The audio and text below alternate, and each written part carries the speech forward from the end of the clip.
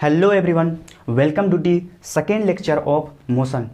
हम लोग अपने पहले लेक्चर में देख चुके हैं कि फ्रेम ऑफ रेफरेंस क्या है और फ्रेम ऑफ रेफरेंस का इंपॉर्टेंस क्या है, क्यों हमें ज़रूरत है फ्रेम ऑफ रेफरेंस का। इस लेक्चर में हम लोग देखने वाले हैं कि डिस्टेंस क्या होता है एंड उसके बाद हम लोग देखेंगे कि डिस्प्लेसमेंट क्या होता है। ठीक है, तो सबसे पहले हेडिंग डालेंगे कि डिस्टेंस क्या होता है, उसे समझेंगे। डिस्टेंस, ठीक है, डिस्टेंस क्या होता है।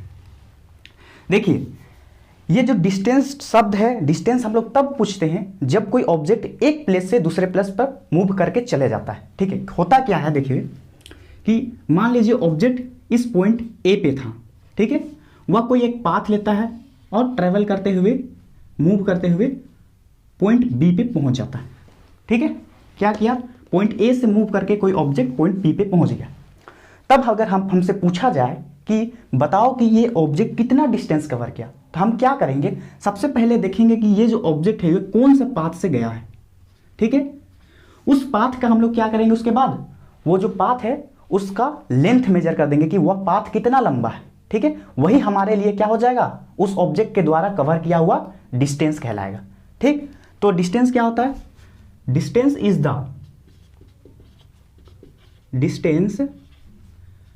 Is the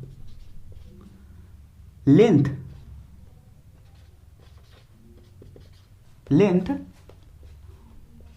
of the original path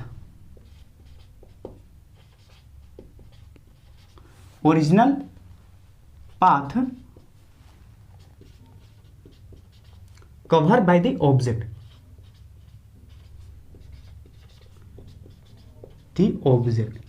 distance क्या होता है, डिस्टेंस एक लेंथ है। किसका लेंथ है, ओरिजिनल पाथ का, जो ओरिजिनल पाथ जिसे क्या किया है, ऑब्जेक्ट ने कवर किया है, उसका लेंथ ही क्या कहलाएगा, डिस्टेंस कहलाएगा। ठीक है, तो डिस्टेंस क्या होता है ये समझ में आ गया। अब ये जो मान लीजिए कि ये ऑब्जेक्ट यहां से यहां इस पाथ के थ्रू गया, तो इसका डिस्टेंस कितना निकल के आया, इसका पाथ लेंथ मान लीजिए निकल के आया 20 मीटर। ठीक है, डिस्टेंस को हम लोग किस में मेजर करते हैं, मीटर में, सेंटीमीटर में, किलोमीटर में। तो हम मान लेते हैं कि ये जो पाथ है, इस पाथ के थ्रू जब कोई ऑब्जेक्ट मूव करता है तो कितना कवर करता है, कितना डिस्टेंस कवर करता है, 20 मीटर कवर करता है।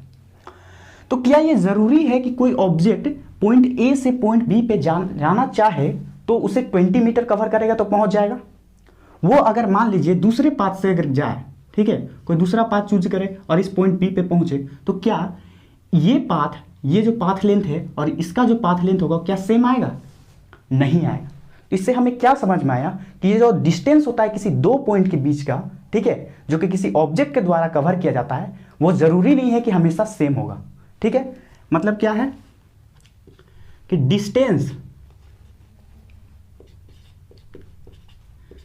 Distance cover by the object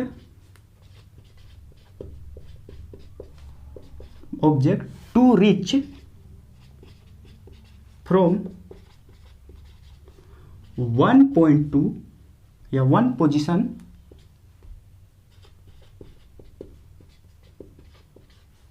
to another position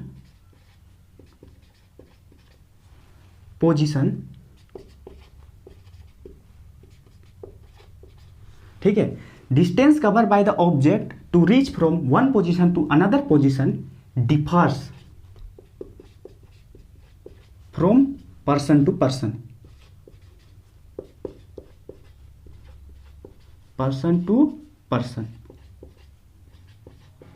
इसका मतलब क्या है कि अगर कोई दो पोजीशन हमें गिवन है और पूछा जाए कि बताओ कि इस पॉइंट से इस पॉइंट तक पहुंचने के लिए कितना डिस्टेंस कवर करना पड़ेगा, तो हम लोग बोलेंगे कि ये जो डिस्टेंस है ये जरूरी नहीं है कि फिक्स होगा, मतलब 20 मीटर कवर करेंगे तो पॉइंट ए से पॉइंट बी पे पहुंच जाएंगे, ये जरूरी नहीं है। ये किस पे डिपेंड करेगा कि वो जो ऑब्जेक्ट है, वो जो पर्सन है, वो कौन से पाथ से ट्रेवल करके पॉइंट बी पे पहुंच रहा है। अगर वो इस पाथ से ट्रेवल करके पहुंचेगा तो हम बोलेंगे चलो 20 मीटर का इसको क्या करना पड़ेगा, डिस्टेंस ट्रेवल करना पड़ेगा। लेकिन वही अगर इस पाथ से ट्रेवल किया तो मान लो इस पाथ का लेंथ है 25 मीटर, तो कितना इसको ट्रेवल करना पड़ेगा, इसका डिस्टेंस कितना कहलाएगा, 25 मीटर कहलाएगा। इसका मतलब जो डिस्टेंस है वो डिपेंड किस पे करता है, एक मतलब दो पॉइंट के बीच का डिस्टेंस किस पे डिपेंड करता है कि उन दोनों पॉइंट पे मतलब पहला पॉइंट से सेकेंड पॉइंट पे पहुंचने के लिए हमने कौन सा पाथ चूज किया है, ठीक है। तो वो क्या करेगा, डिफर करेगा पर्सन टू पर्सन, ठीक है, एंड डिपेंड्स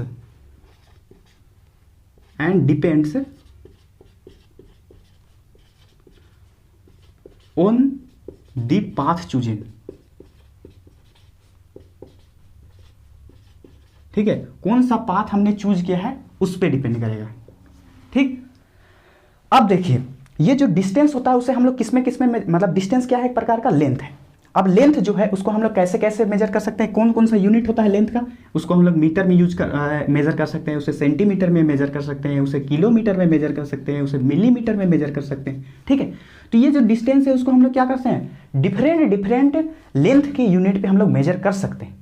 तो इससे समस्या क्या आएगा कि कोई इसे 20 मीटर बोल के बताएगा तो कैसे क्या बोलेगा, 1 मीटर में कितना सेंटीमीटर होता है, 100 सेंटीमीटर होता है, तो 20 में कितना होगा, 20 में 2000 सेंटीमीटर होगा, ठीक है। तो इसका मतलब क्या है कि आंसर हर कोई का पाथ लेंथ का क्या होगा, डिस्टेंस का जो आंसर जो बताएगा अलग अलग व्यक्ति वो क्या करेगा, डिफरेंट यूनिट में डिफरेंट बताएगा। तो इस सारी समस्या को सॉल्व करने के लिए हम लोग क्या करते हैं, कोई एक यूनिट को फिक्स कर देते हैं। हम लोग बोलते हैं कि हम लोग हमेशा जब भी डिस्टेंस बताना होगा तो हम लोग किस में बताएंगे, मीटर में बताएंगे। और इसी को हम लोग क्या बोलते हैं कि जो डिस्टेंस का एसआई यूनिट क्या होता है, मीटर होता है। तो हम लोग बोलते हैं कि एसआई यूनिट, ठीक है, डिस्टेंस का एसआई यूनिट क्या होता है, मीटर। वैसे किससे रिप्रेजेंट करते हैं, एम से, ठीक है, स्मॉल एम से। तो आपको समझ में आ गया कि एसआई यूनिट का क्यों जरूरत है, क्योंकि हम लोग का जो लेंथ को मेजर करने के लिए या डिस्टेंस को किसी भी क्वांटिटी को मेजर करने के लिए बहुत सारे क्या है, यूनिट्स अवेलेबल है। तो सारे यूनिट्स में अगर हमें आंसर दिया जाए, मतलब कोई दूसरा यूनिट में बताएगा, कोई और यूनिट्स में बताएगा आंसर, तो हमेशा आंसर क्या कर जाएगा, एक दूसरे का आंसर डिफर कर जाएगा। तो इसमें प्रॉब्लम आ जाएगा कन्वर्जन का। तो हम लोग क्या बोलते हैं कि जब भी हमें क्या करना हो, डिस्टेंस को बताना होगा, तो हम कौन सा यूनिट यूज करेंगे, मीटर। इसी के लिए ये जो मीटर है उसे हम लोग क्या कहते हैं, एसआई यूनिट बोलते हैं, ठीक है, किसका, डिस्टेंस का। अब आते हैं हम अपने फोर्थ पॉइंट पे।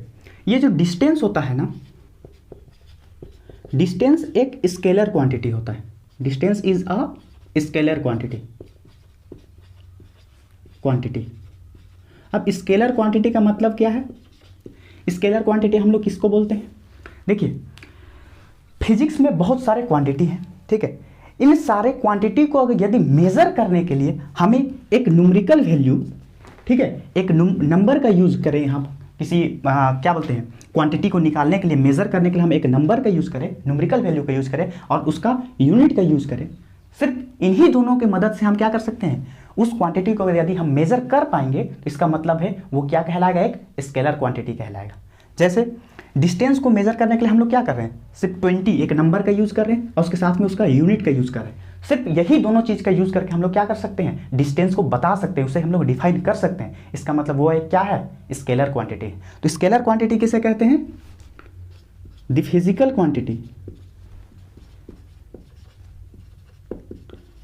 Quantity which having only its magnitude, ये जो न्यूमेरिकल वैल्यू इसे हम लोग क्या कहेंगे, मैग्नीट्यूड कहेंगे,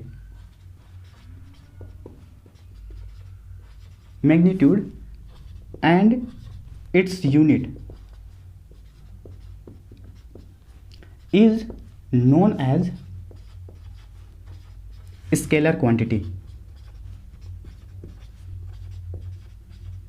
ठीक है। तो आपको समझ में आ चुका होगा कि स्केलर क्वांटिटी किसे कहते हैं, ऐसे फिजिकल क्वांटिटी जिसे मेजर करने के लिए सिर्फ और सिर्फ हमें एक न्यूमेरिकल वैल्यू मतलब मैग्नीट्यूड की आवश्यकता पड़े और क्या उसका यूनिट्स की आवश्यकता पड़े, ऐसे फिजिकल क्वांटिटी को, ऐसे जो जितने भी क्वांटिटी फिजिक्स में एग्जिस्ट करते हैं उसे हम लोग क्या कहेंगे, स्केलर क्वांटिटी कहेंगे, ठीक है। तो आपको समझ में आ गया होगा कि स्केलर क्वांटिटी किसे कहते हैं। अब देखिए एक और पॉइंट, ठीक है, हम लोग डिस्टेंस का बात तभी कर सकते हैं जब ऑब्जेक्ट के पोजीशन में चेंज आया होगा। यदि किसी प्रकार का ऑब्जेक्ट के पोजीशन में कोई चेंज ना आए तो हम लोग वहां पर डिस्टेंस शब्द का यूज ही नहीं करेंगे। तो मतलब डिस्टेंस का हम लोग यूज कहाँ करेंगे, जब ऑब्जेक्ट का पोजीशन में किसी प्रकार का चेंज आया होगा। और जब भी किसी ऑब्जेक्ट के पोजीशन में चेंज आता है तो चेंज आने के लिए ऑब्जेक्ट को पक्का कुछ ना कुछ थोड़ा सा भी तो क्या करना पड़ेगा, पाथ लेंथ कवर करना पड़ेगा। मतलब मान लीजिए थोड़ा सा भी ऑब्जेक्ट को कहीं पास मूव कराया जाए तो कुछ तो उसका पाथ लेंथ होगा, कुछ तो वो पाथ के थ्रू कवर करेगा, मतलब कुछ ना कुछ उसका पाथ लेंथ होगा। और यही पाथ लेंथ क्या कहलाता है, डिस्टेंस कहलाता है।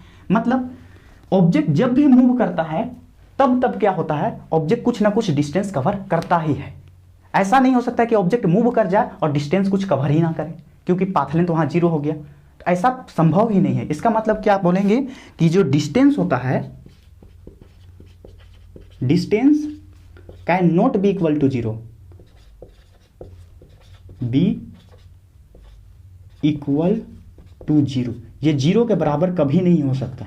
क्यों नहीं हो सकता, क्योंकि जब भी ऑब्जेक्ट थोड़ा भी डिस्प्लेस करेगा तो कुछ ना कुछ पाथ कवर करेगा, और उस पाथ का जो लेंथ होगा वही क्या कहलाएगा, डिस्टेंस कहलाएगा। तो डिस्टेंस कभी भी 0 नहीं हो सकता।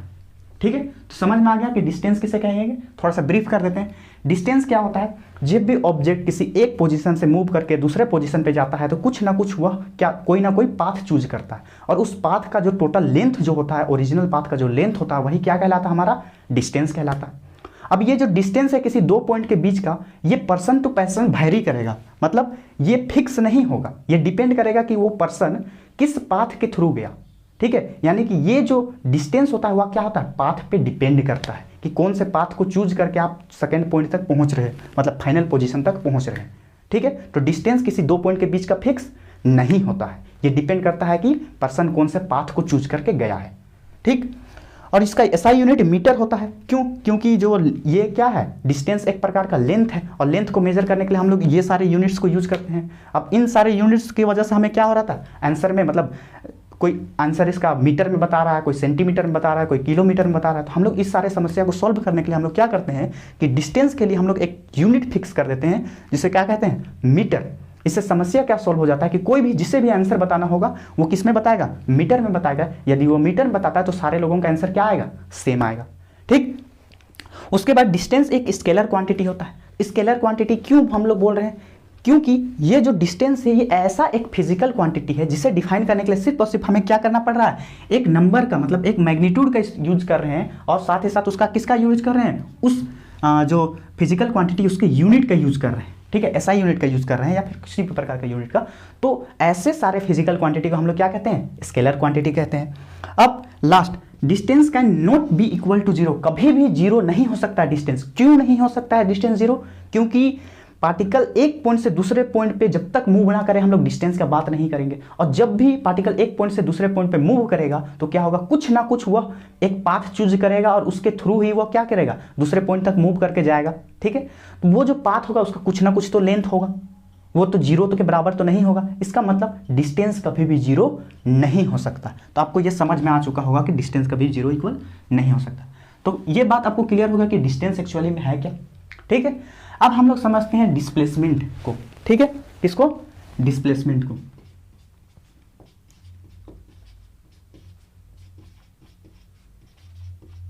डिस्प्लेसमेंट हम लोग एस से जनरली क्या करते हैं, रिप्रेजेंट करते हैं। ये जरूरी नहीं है कि एस से करें, मतलब एस से जनरली इसको रिप्रेजेंट करते हैं। अब देखिए ये डिस्प्लेसमेंट आखिर में होता क्या है, इसे समझते हैं। इस पॉइंट से इस पॉइंट तक पहुंचने के लिए क्या हमारा पाथ फिक्स है क्या, मतलब हमको इस पॉइंट से पॉइंट ए से जाकर के हमें पॉइंट बी तक पहुंचना है, तो क्या हमें इसी पाथ से हम जा सकते हैं क्या, जरूरी है क्या इसी पाथ से जाए। अगर हम इस पाथ से जाना चाहें तो क्या नहीं पहुंच सकते, बिल्कुल पहुंच सकते हैं। मतलब पॉइंट ए से बी तक पहुंचने के लिए हमारे पास सैकड़ों हजारों पाथ है, हम लोग किसी भी पाथ से हम लोग क्या कर सकते हैं, पॉइंट ए से पॉइंट बी तक पहुंच सकते हैं। लेकिन एक आलसी व्यक्ति हमारे पास है, वो आलसी व्यक्ति क्या बोलता है, वो बोलता है कि हमें वह पाथ बताओ, हम पॉइंट ए से बी तक तो जाना चाहते हैं, लेकिन हमको वह पाथ बताओ, वह रास्ता बताओ जिस पे अगर हम चल के जाएं तो हमें क्या करना पड़े, सबसे कम चलना पड़े, मतलब हमको अधिक चलना ना पड़े। तो हम क्या बताएंगे, पॉइंट ए से बी के सबसे पॉइंट ए और पॉइंट बी के बीच का शॉर्टेस्ट पाथ बता दे क्या, वो सबसे मतलब क्या करें, सबसे कम किस में चलना पड़ेगा, जब पॉइंट ए है यहाँ पास और पॉइंट बी है यहाँ पास। ठीक है, उसे पॉइंट ए से पॉइंट बी तक पहुंचना है, ये कोई भी रास्ता चूज कर सकता है, लेकिन ये क्या बोलता है कि हम कोई भी रास्ता से नहीं जाएंगे, हमको ऐसा रास्ता बताओ जिस पे चलने से हमें क्या करना पड़े, सबसे कम चलना पड़े, जिस रास्ते पे जाए तो हमको सबसे कम चलना पड़े पॉइंट बी तक पहुंचने के लिए। तो वो क्या करेगा, वो इन दोनों के बीच का सबसे शॉर्टेस्ट डिस्टेंस वाला पाथ को चूज करेगा। जिस पे चलने से उसे क्या करना पड़े, सबसे कम चलना पड़े, जिसके थ्रू वह जाएगा। तो हमें क्या पता है, हम लोग मैथमेटिक्स में पढ़ चुके हैं कि किसी भी दो पॉइंट के बीच का शॉर्टेस्ट पाथ क्या होता है, उन दोनों पॉइंट्स के माध्यम से ड्रॉ किया हुआ एक लाइन सेगमेंट, उन दोनों पॉइंट्स को मिला देने वाला एक लाइन, ठीक है, लाइन सेगमेंट ही क्या होता है, उन दोनों पॉइंट्स के बीच का शॉर्टेस्ट डिस्टेंस होता है। ठीक है, तो आप देखिए यहाँ पास क्या करना है, पर्सन को पॉइंट ए से पॉइंट बी तक पहुंचना है, तो वो कौन सा पाथ चूज करेगा, ये वाला पाथ। इन दोनों को पॉइंट को मिला करके जो लाइन सेगमेंट बनेगा वो वाला पाथ के माध्यम से जाएगा। कौन, वो आलसी व्यक्ति। तो उसे क्या करना पड़ेगा, सबसे कम चलना पड़ेगा। मान लीजिए ये जो पाथ है ये 10 मीटर का है। कितना मीटर का है, 10 मीटर का। तो क्या ये जरूरी है कि वो जो आलसी व्यक्ति है वो पॉइंट ए से चले 10 मीटर तो पॉइंट बी तक पहुंच ही जाएगा। पॉइंट ए से स्टार्ट करेगा वो आलसी व्यक्ति, तो क्या जरूरी है कि पॉइंट बी तक पहुंचने के लिए उसे 10 मीटर चला तो पहुंच जाएगा। देखिए इस दिशा में चलेगा तब तो पहुंच जाएगा, पॉइंट बी को ज्वाइन करने वाला दिशा में चलेगा तब तो वो पहुंच जाएगा। लेकिन वही 10 मीटर वह इस दिशा में ना चलकर इस दिशा में अगर 10 मीटर चल जाए तो क्या वह पॉइंट बी तक पहुंचेगा कभी भी, तो नहीं पहुंचेगा। तो इस आलसी व्यक्ति को क्या करना होगा कि पॉइंट ए से पॉइंट बी तक पहुंचने के लिए इस पाथ को तो सबसे, इन दोनों पॉइंट के बीच का सबसे शॉर्टेस्ट डिस्टेंस उतना तो उसको चलना ही है, और साथ ही साथ एक पर्टिकुलर डायरेक्शन में चलना पड़ेगा, तभी जाकर के वो क्या करेगा, पॉइंट ए से पॉइंट बी तक पहुंच पाएगा। नहीं तो अगर वो किसी भी डायरेक्शन में अधूरी किसी भी डायरेक्शन में अगर इधर उधर चल जाए तो क्या वह पॉइंट ए से बी तक पहुंच पाएगा, नहीं पहुंच पाएगा। इसका मतलब उस आलसी व्यक्ति को उन दोनों पॉइंट के बीच का शॉर्टेस्ट डिस्टेंस डिस्टेंस तो कवर करना ही है, और साथ ही साथ उसे एक पर्टिकुलर दिशा में चलना पड़ेगा उतना डिस्टेंस, तभी जाकर के वो पॉइंट बी तक पहुंच सकता है। तो ये जो शॉर्टेस्ट डिस्टेंस है ना, किसी दो पॉइंट के बीच का शॉर्टेस्ट डिस्टेंस, ठीक है, इन ए पर्टिकुलर डायरेक्शन, उसी को हम लोग क्या कहते हैं, डिस्प्लेसमेंट कहते हैं। मतलब ये एक्चुअली में ये जो आलसी व्यक्ति है ना, वो डिस्प्लेसमेंट का ही बात कर रहा है। वो कह रहा है कि हमें ऐसा पाथ बताओ जिस पे चलने से हमें सबसे कम चलना पड़ेगा, मतलब जिसके थ्रू अगर हम जाते हैं पॉइंट बी तक, तो इसका मतलब वो डिस्प्लेसमेंट का ही बात कर रहा है। तो डिस्प्लेसमेंट क्या होता है, displacement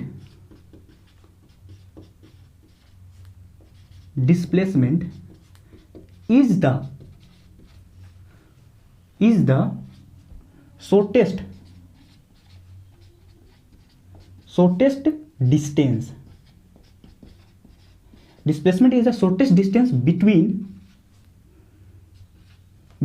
initial and final position. Initial position किसको बोलते हैं, जहां से स्टार्ट किया है, और फाइनल पोजीशन जहां उसको पहुंचना है। Shortest distance between initial position to final position,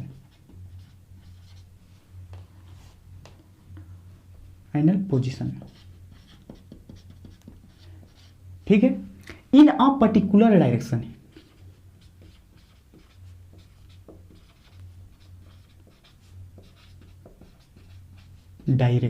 ठीक है। तो डिस्प्लेसमेंट क्या है, displacement is the shortest distance, किसका, इनिशियल एंड फाइनल पोजीशन। मतलब हम एक पॉइंट से दूसरे पॉइंट तक जाना चाह रहे हैं तो देखेंगे कि जो पॉइंट से हम जाना चाह रहे हैं उसे इनिशियल पोजीशन कहेंगे, और जहां तक हम जाना चाहते हैं, जिस पॉइंट पे पहुंचना चाहते हैं, उसे हम लोग फाइनल पोजीशन बोलेंगे। उन दोनों इनिशियल और फाइनल पोजीशन के बीच का जो शॉर्टेस्ट डिस्टेंस होगा, ठीक है, उस डिस्टेंस का अगर हम किसी पर्टिकुलर डायरेक्शन में चले, उतना डिस्टेंस अगर किसी पर्टिकुलर डायरेक्शन में चले, तो हमें जो क्वांटिटी मिलेगा, उसे फिजिकल क्वांटिटी मिलेगा, उसे हम लोग क्या कहेंगे, डिस्प्लेसमेंट कहेंगे। मतलब इस आलसी व्यक्ति को पॉइंट ए से बी तक पहुंचने के लिए उसे क्या चाहिए, 10 मीटर का डिस्प्लेसमेंट चाहिए। किस ओर चाहिए, इस दिशा में चाहिए। इसको हम लोग क्या बोलते हैं, नॉर्थ ऊपर होता है, नीचे साउथ होता है, इधर ईस्ट होता है, इधर वेस्ट होता है। मतलब नॉर्थ ईस्ट की दिशा में इसे क्या करना पड़ेगा, 10 मीटर का डिस्टेंस कवर करना पड़ेगा। मतलब बोलेंगे इसका डिस्प्लेसमेंट कितना है, 10 मीटर नॉर्थ ईस्ट के डायरेक्शन में अगर यदि चले तो ये क्या करेगा, अपने फाइनल पोजीशन बी तक पहुंच जाएगा। इसका मतलब इसको डिस्प्लेसमेंट कितना करना पड़ेगा, 10 मीटर इन नॉर्थ ईस्ट डायरेक्शन। तो हमारा डिस्प्लेसमेंट क्या है, समझ में आ गया। डिस्प्लेसमेंट क्या होता है, किसी भी दो इनिशियल और फाइनल पोजीशन के बीच का शॉर्टेस्ट डिस्टेंस होता है इन ए पर्टिकुलर डायरेक्शन। क्लियर है। अब मान लीजिए कोई दूसरा आलसी व्यक्ति आया। अब ये आलसी व्यक्ति, दूसरा आलसी व्यक्ति भी चाह रहा है कि वो भी सबसे कम चले, कम ही चले, मतलब वो ऐसा पाथ में चले कि सबसे उसे कम चलना पड़े, और वो पॉइंट बी तक पहुंचा, तो उसे भी क्या करना पड़ेगा, इसी पाथ के थ्रू चलना पड़ेगा, ठीक है, इसी पाथ के थ्रू और इसी डायरेक्शन में चलना पड़ेगा, तभी जाकर के वो पॉइंट ए से पॉइंट बी तक पहुंच पाएगा। इसका मतलब ये हुआ कि ये जो डिस्प्लेसमेंट है वो हर व्यक्ति के लिए जो डिस्प्लेसमेंट जो क्वांटिटी है वो क्या होता है, फिक्स होता है। मतलब किसी भी दो पॉइंट के बीच का जो डिस्प्लेसमेंट है वो फिक्स होता है। क्यों? क्योंकि दो पॉइंट के बीच का डिस्प्लेसमेंट का मतलब है दोनों पॉइंट के बीच का शॉर्टेस्ट डिस्टेंस, तो शॉर्टेस्ट डिस्टेंस तो फिक्स हो गया, और साथ ही साथ इस पॉइंट से मतलब इस पॉइंट से इस पॉइंट तक पहुंचना है तो उसी पर्टिकुलर डायरेक्शन में चलेगा तभी पहुंच सकता है। मतलब दो पॉइंट के बीच का डिस्प्लेसमेंट हमेशा क्या होता है, फिक्स हो जाता है, ये पर्सन टू पर्सन वेरी नहीं करता है। मतलब डिस्प्लेसमेंट बिटवीन PLA डिस्प्लेसमेंट, ठीक है, बिटवीन टू पॉइंट्स,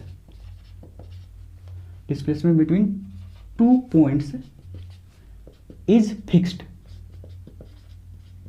ठीक है। ये जो है डिस्प्लेसमेंट वो क्या है, दो पॉइंट के बीच का जो डिस्प्लेसमेंट है वो क्या है, फिक्स होता है। फिक्स क्यों होता है? क्योंकि ये पाथ पे डिपेंड नहीं करता है, यही पाथ जो है मतलब शॉर्टेस्ट डिस्टेंस जो है वही उसका क्या कहलाएगा, उसी रास्ते पे चलेगा, तभी हम कहेंगे कि पार्टिकल का डिस्प्लेसमेंट हुआ। कोई भी अदर पाथ वो लेकर के पॉइंट बी तक पहुंचे तो हम लोग क्या कहेंगे, उसने कुछ ना कुछ डिस्टेंस कवर किया। लेकिन वो अगर शॉर्टेस्ट पाथ वाला पे चल करके पॉइंट बी तक पहुंचे तो हम लोग बोलेंगे पार्टिकल्स का क्या हुआ है, डिस्प्लेसमेंट हुआ है, ठीक है।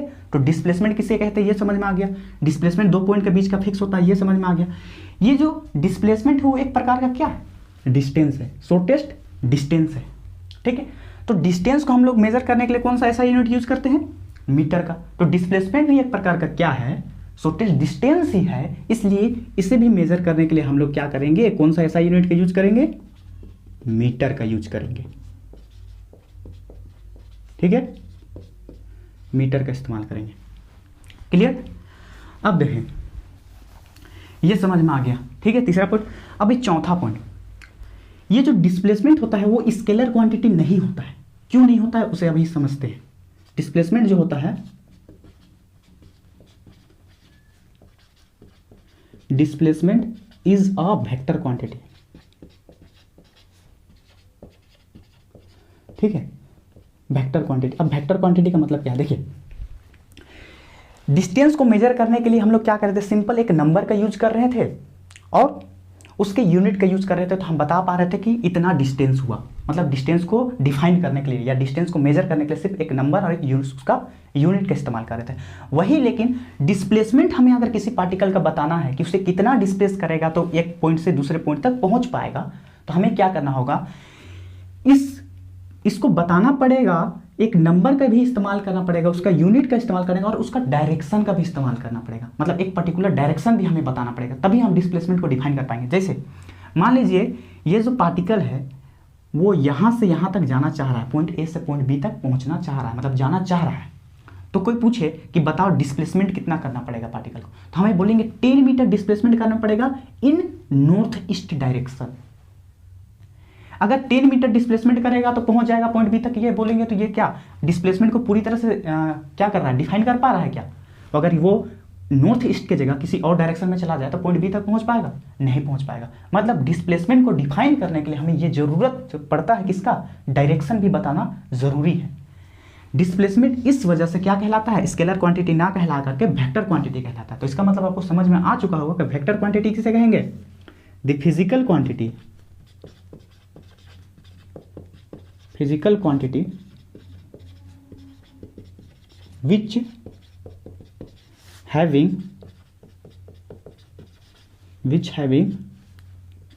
its magnitude, मतलब न्यूमेरिकल वैल्यू, मैग्नीट्यूड, ठीक है, direction and its unit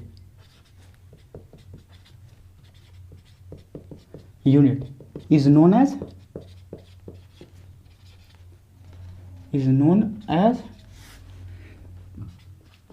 vector quantity, ठीक है। वेक्टर क्वांटिटी किसे कहेंगे, ऐसे फिजिकल क्वांटिटी, मतलब फिजिक्स में जो क्वांटिटी है उसको मेजर करने के लिए, अगर किसी क्वांटिटी को मेजर करने के लिए हमें मैग्नीट्यूड का इस्तेमाल करना पड़े, मतलब एक न्यूमेरिकल वैल्यू का इस्तेमाल करना पड़े और साथ ही साथ उसके यूनिट का इस्तेमाल करना पड़े, और इतना इस्तेमाल करने से भी वो डिफाइन ना हो, अगर वो डिफाइन हो जाता है उतना इस्तेमाल करने से तो उसे क्या कहेंगे, स्केलर क्वांटिटी कहेंगे। लेकिन यदि न्यूमेरिकल वैल्यू और यूनिट का यूज करने के बावजूद अगर वो क्वांटिटी हम लोग पूरी तरह से डिफाइन नहीं कर पा रहे, हमें उसके में जरूरत पड़ रहा है कि उसके डायरेक्शन को भी बताएं, तो वैसे सारे फिजिकल क्वांटिटी को हम लोग क्या कहेंगे, वेक्टर क्वांटिटी कहेंगे। ठीक है, क्वांटिटी, वेक्टर क्वांटिटी कहेंगे। क्लियर है? तो वेक्टर क्वांटिटी किसे कहते हैं, the physical quantity which having its magnitude, direction and its unit is known as vector quantity. Clear है? अब लास्ट पॉइंट, ये जो डिस्प्लेसमेंट होता है वो एक्चुअली में क्या होता है, डिस्प्लेसमेंट जो होता है वो जीरो हो सकता है।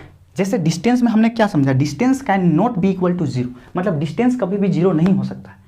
अब ये जो लेकिन डिस्प्लेसमेंट है ये जीरो हो सकता है। क्यों? देखिए, मान लीजिए यहाँ पास कोई पार्टिकल्स पॉइंट ए पे है, अब ये कुछ ऐसे ट्रैवल करता है इस पाथ के थ्रू ट्रैवल करता है फिर पॉइंट यहाँ पास पहुँच जाता है। ठीक है, तो इसका इनिशियल पोजीशन पॉइंट ए पे ही वापस आ जाता है, तो इनिशियल पोजीशन पॉइंट ए और फाइनल पोजीशन पॉइंट बी क्या हो जाएगा, इसका सेम हो जाएगा, सेम हो गया। लेकिन देखिए यहाँ पर ध्यान से, अगर ये कुछ ना कुछ पाथ तो ट्रैवल किया, मतलब किसी न किसी पाथ के थ्रू गया है, तो कुछ ना कुछ पाथ लेंथ तो ट्रैवल किया है।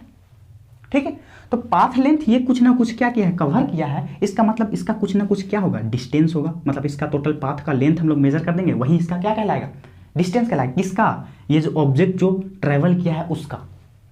ठीक है, लेकिन वहीं जाकर देखिए, अगर यहां पर कोई पूछ दे कि अभी बताओ इस ऑब्जेक्ट का डिस्प्लेसमेंट कितना हुआ, तो डिस्प्लेसमेंट हमें बताने के लिए क्या करना पड़ेगा, इनिशियल पोजीशन और फाइनल पोजीशन के बीच का शॉर्टेस्ट डिस्टेंस पहले देखना होगा। तो देखो यहां पास पॉइंट ए और पॉइंट बी दोनों जबकि कोइंसाइड कर गया है, मतलब सेम पॉइंट है, तो इसका मतलब इन दोनों के पॉइंट के बीच में कोई किसी प्रकार का डिस्टेंस है क्या, शॉर्टेस्ट डिस्टेंस है क्या, नहीं है। यहाँ पर शॉर्टेस्ट डिस्टेंस इसका क्या हो गया, जीरो हो गया। तो मतलब देखिए इस कंडीशन में डिस्टेंस तो है लेकिन डिस्प्लेसमेंट क्या हो चुका है, जीरो हो चुका है। मतलब डिस्टेंस जीरो नहीं हो सकता लेकिन डिस्प्लेसमेंट जीरो हो सकता है। यहाँ पर पार्टिकल मूव किया कि नहीं, बिल्कुल, ये अपना पोजीशन चेंज करते हुए कुछ ना कुछ इसका क्या किया, मूव किया, उसके बाद ही इस पॉइंट पर पहुंचा। तो इस ऐसे कंडीशन में भी डिस्टेंस होगा लेकिन डिस्प्लेसमेंट नहीं होगा। तो इसका मतलब क्या हो गया, डिस्प्लेसमेंट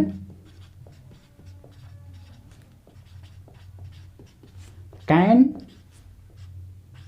बी जीरो, वो जीरो हो सकता है। क्लियर है?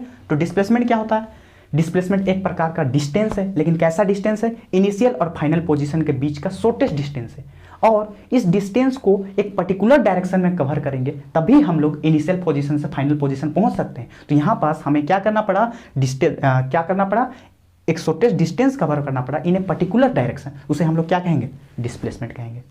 उसके बाद ये जो डिस्प्लेसमेंट होता है वो दो पॉइंट के बीच का फिक्स क्यों होता है, क्योंकि दो पॉइंट के बीच का शॉर्टेस्ट डिस्टेंस फिक्स होता है, और शॉर्टेस्ट डिस्टेंस फिक्स होने की वजह से क्या हो गया, उस शॉर्टेस्ट डिस्टेंस को हम लोग किसी एक पर्टिकुलर डायरेक्शन में चलेंगे तभी हम फाइनल पोजीशन तक पहुंच सकते हैं। अगर किसी और डायरेक्शन में चले जाएं तो हम फाइनल पोजीशन तक नहीं पहुंच सकते। इसका मतलब डिस्टेंस भी फिक्स हो गया, शॉर्टेस्ट डिस्टेंस, और डायरेक्शन भी फिक्स हो गया, मतलब डिस्प्लेसमेंट किसी दो पॉइंट के बीच का क्या हो जाता है, फिक्स हो जाता है।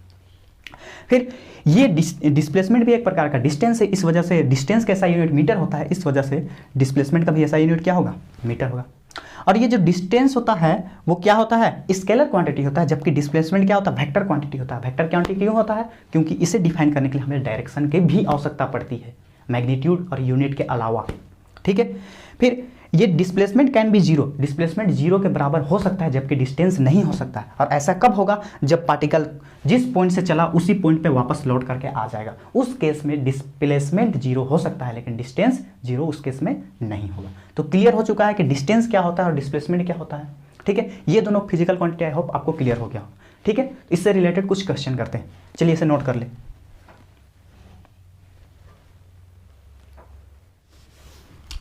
चलिए अब हम लोग डिस्टेंस और डिस्प्लेसमेंट से रिलेटेड कुछ क्वेश्चंस करते हैं। क्वेश्चन नंबर 1, ठीक है, मान लीजिए एक स्क्वायर है हमारे पास। ठीक है, क्या है, स्क्वायर है, दिख नहीं रहा है पर ये एक स्क्वायर है, ABCD। ठीक है, ये हमारा स्क्वायर है और सारे लेंथ जो मतलब क्या होता है, स्क्वायर के साइड का सारा लेंथ बराबर होता है। ये मान लीजिए 2 मीटर है तो ये सारा कितना होगा, 2 मीटर होगा, ये भी 2 मीटर होगा, ये भी 2 मीटर होगा। क्वेश्चन क्या है इसमें, क्वेश्चन ये है कि जब पार्टिकल्स क्या करे या कोई ऑब्जेक्ट पॉइंट ए से स्टार्ट करके पॉइंट सी तक पहुंच जाएगा, कहाँ पहुँचेगा, पॉइंट सी तक पहुँचेगा। तो बताओ कि डिस्टेंस कितना होगा और डिस्प्लेसमेंट कितना होगा। मतलब पॉइंट ए से ट्रैवल करके जब पॉइंट सी तक चलेगा उस केस में हमें बताना है कि डिस्टेंस कितना कवर करेगा और उसका डिस्प्लेसमेंट कितना होगा। क्लियर है। तो हमें क्या करना पड़ेगा, सबसे पहले डिस्टेंस हम बताते हैं। डिस्टेंस क्या होता है, हमें पता है कि total length of the original path का टोटल लेंथ हमें क्या करना है, कैलकुलेट कर देना है। तो हम देखेंगे कि कैसे ट्रेवल करेगा, इसका पेरीमीटर के थ्रू ही ट्रेवल कर सकता है ये। तो यहाँ से निकलेगा, ऐसे चलेगा, जाएगा, पॉइंट बी तक पहुँचेगा, फिर मुड़ जाएगा, फिर उसके बाद पॉइंट सी तक पहुँचेगा। तो पॉइंट ए से लेके पॉइंट सी तक पहुँचने के लिए कितना कवर करना पड़ा, 2 मीटर ए टू बी जाने में और बी टू सी जाने में 2 मीटर। मतलब इसको डिस्टेंस कितना कवर करना पड़ा, 4 मीटर। इसका डिस्टेंस कितना हो गया, 4 मीटर। अब पूछा गया है कि पॉइंट ए से सी तक जाने में उसे कितना डिस्प्लेसमेंट करना पड़ेगा। मतलब उसका डिस्प्लेसमेंट क्या होगा, जब पार्टिकल पॉइंट ए से पॉइंट सी तक पहुंचेगा तो उसका डिस्प्लेसमेंट निकालने के लिए हमें क्या करना पड़ेगा, पॉइंट ए को और पॉइंट सी और ए की मदद से हमें क्या करना पड़ेगा, उसका एक लाइन सेगमेंट ड्रॉ करना पड़ेगा। ठीक है, लाइन सेगमेंट ही क्या होता है, 2 पॉइंट के बीच का शॉर्टेस्ट डिस्टेंस होता है। मतलब क्या होता है, हाँ, शॉर्टेस्ट डिस्टेंस होता है। तो पॉइंट ए से पॉइंट सी तक कोई ऑब्जेक्ट पहुंचेगा तो उसका डिस्प्लेसमेंट कितना हो जाएगा, इन दोनों के बीच का हमें क्या बताना पड़ेगा, शॉर्टेस्ट डिस्टेंस। तो इन दोनों के बीच का शॉर्टेस्ट डिस्टेंस कितना होगा, ये वाला लेंथ। ठीक है, अब ये लेंथ निकालने का आपको तरीका आता होगा क्या, पाइथागोरस थ्योरम से हमें पता है ये अगर 2 मीटर है, ये 2 मीटर है, तो ये कितना होगा 2√2 मीटर। इसे आप लोग निकाल सकते हैं किससे, पाइथागोरस थ्योरम का। क्या होता है पाइथागोरस थ्योरम, परपेंडिकुलर के स्क्वायर प्लस बेस का स्क्वायर बराबर हाइपोटेनियस के स्क्वायर के बराबर। तो इसमें कितना हो, परपेंडिकुलर मतलब 2 का स्क्वायर प्लस बेस मतलब 2 का स्क्वायर बराबर कितना हो गया, h स्क्वायर। तो 2 2 जा 4 4 4 कितना हो गया, टोटल 8 बराबर h स्क्वायर। तो h बराबर कितना हो जाएगा 2√2। क्लियर है, 2√2 मीटर। h मतलब हाइपोटेनियस। तो हमारा कितना डिस्प्लेसमेंट निकल के आ गया, डिस्प्लेसमेंट निकल करके आ गया 2√2 मीटर। लेकिन ये क्या निकल करके आया, डिस्प्लेसमेंट का मैग्नीट्यूड। तो हमने क्या बोला था कि डिस्प्लेसमेंट के साथ में क्या होता है, मैग्नीट्यूड, यूनिट और डायरेक्शन भी होता है। तो ये आंसर अधूरा है। तो डिस्प्लेसमेंट हमें बताने के लिए बताना पड़ेगा इतना मीटर। ठीक है, और किस दिशा में, किस ओर इतना मीटर हुआ। मतलब ये पार्टिकल ए टू सी पहुंचा तो इतना मीटर तो चला, लेकिन किधर चला। ठीक है, तो हमें बताना पड़ेगा कि यहां से यहां तक गया किस दिशा में, इस दिशा में। तो इस दिशा में क्या बोलते हैं, नॉर्थ ऊपर, नीचे साउथ, इधर ईस्ट, इधर वेस्ट। तो कितना, नॉर्थ ईस्ट डायरेक्शन, इन नॉर्थ ईस्ट। ठीक है, 2√2 मीटर इन नॉर्थ ईस्ट डायरेक्शन। इसका क्या हुआ, डिस्प्लेसमेंट हुआ। अब आई होप आपको क्लियर हो गया होगा डिस्टेंस क्या हो गया, मतलब इसका डिस्टेंस यहाँ कितना हुआ और डिस्प्लेसमेंट क्या होगा। अब देखिए क्वेश्चन नंबर 2, एक पार्टिकल से वो क्या कर रहा है, एक सर्कल पे मूव कर रहा है। ठीक है, एक पार्टिकल क्या हो रहा है, सर्कल पे मूव कर रहा है। मान लीजिए ये पार्टिकल क्या किया है, इस पॉइंट ए से स्टार्ट किया है, ये इसका ओरिजिन हो गया। ठीक है, पॉइंट ए से क्या किया, स्टार्ट किया मूव करना, पॉइंट ए पे था, अब वो इस दिशा में मूव करना स्टार्ट किया। ये जो ऑब्जेक्ट है पॉइंट ए से स्टार्ट करता है और कितना चक्कर लगाता है, ये मान लीजिए लगाता है कितना चक्कर, ये लगाता है 2.5 चक्कर लगाता है। ठीक है, 2.5 रिवॉल्यूशन। तो बताना है आफ्टर 2.5 रिवॉल्यूशन इस पार्टिकल का जो यहां से चला, उस पार्टिकल का डिस्टेंस कितना वो कवर करेगा और उसका डिस्प्लेसमेंट कितना होगा। कितना चक्कर के बाद, 2.5 चक्कर के बाद, मतलब 2 चक्कर पूरा और 1 चक्कर आधा, मतलब एक आधा चक्कर। तो उसके बाद हमें बताना है कि ये जो पार्टिकल होगा ये फाइनली कितना डिस्टेंस कवर करेगा और इसका डिस्प्लेसमेंट क्या होगा। तो हमें सबसे पहले देखना पड़ेगा, पहला चक्कर लगाएगा तो ये रहा 1 चक्कर, इसमें हमने रेडियस गिवन है, कितना रेडियस गिवन है इसका, मान लीजिए 10 मीटर गिवन है। ठीक है, रेडियस। ये पहला 1 चक्कर लगाएगा यहाँ पहुंचेगा, दूसरा चक्कर लगाएगा तो यहाँ पहुंचेगा, और तीसरा चक्कर पूरा नहीं लगाना है, कितना लगाना है, आधा। तो यहाँ से जाएगा और यहाँ पहुंचेगा, मतलब यहाँ पास ही पहुंच चुका है पार्टिकल। तो हमें पूछा है क्या, डिस्टेंस बताइए। तो डिस्टेंस क्या होता है, किसी भी ऑब्जेक्ट या पार्टिकल या किसी भी पर्सन का डिस्टेंस क्या कहलाता है, original length of the part, total length. तो टोटल लेंथ हम कवर कर देते हैं। तो देखिए एक पूरा लेंथ ये एक चक्कर लगाएगा तो ये कितना कवर करेगा, कितना लेंथ कवर करेगा, तो हमें पता है ये सरकमफेरेंस उतना लेंथ कवर करेगा। अब ये जो सरकमफेरेंस का लेंथ हम लोग कैसे निकालते हैं, 2 पाई आर, आर मतलब रेडियस, तो 10, 2 पाई इंटू 10, इतना एक चक्कर में वो कवर करेगा। तो कितना चक्कर उसको कवर कराना है, 2 चक्कर, ठीक है, मतलब 2.5 चक्कर, तो 2 चक्कर कवर करेगा तो कितना हो जाएगा, 2 इंटू इतना 2 पाई आर, एक चक्कर में 2 पाई आर, तो 2 चक्कर में 4 पाई आर, डायरेक्ट लिखिए 4 पाई आर, 4 पाई आर होगी।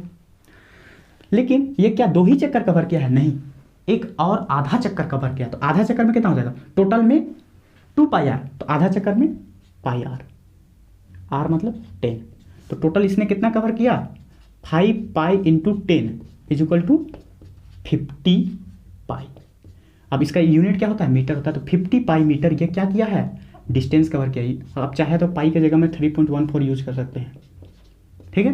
तो इसका डिस्टेंस कितना कवर किया, ये 2.5 रिवोल्यूशन के बाद 50 पाई मीटर, क्लियर है। अब डिस्प्लेसमेंट इसका कितना हुआ, इस पार्टिकल का, इस ऑब्जेक्ट का डिस्प्लेसमेंट कितना हुआ, वो डिस्प्लेसमेंट कितना कवर किया। सबसे पहले हम देखेंगे क्या, डिस्प्लेसमेंट के लिए हमेशा ध्यान रखिएगा, देखिए डिस्टेंस के लिए हमेशा ध्यान रखना है क्या, कि टोटल लेंथ, हमें पाथ को देखना है कि वो कौन सा पाथ से गया और उस पाथ का टोटल लेंथ कितना है। और जब भी हम डिस्प्लेसमेंट निकालेंगे तो हमें क्या देखना होगा, इनिशियल और फाइनल पोजीशन, बस इनिशियल पोजीशन हमारा ए है, फाइनल पोजीशन हमारा बी है, इन दोनों क्या बोलते हैं, इनिशियल और फाइनल पोजीशन का बीच का शॉर्टेस्ट डिस्टेंस कितना है, ये मान लीजिए आर है।